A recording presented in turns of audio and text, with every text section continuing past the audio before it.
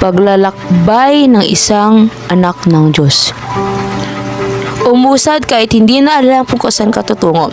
Hindi mo naman alam ang isang bagay hanggat hindi mo malalaman. Ikaw mismo nakakilala sa sarili mo, hindi ibang tao.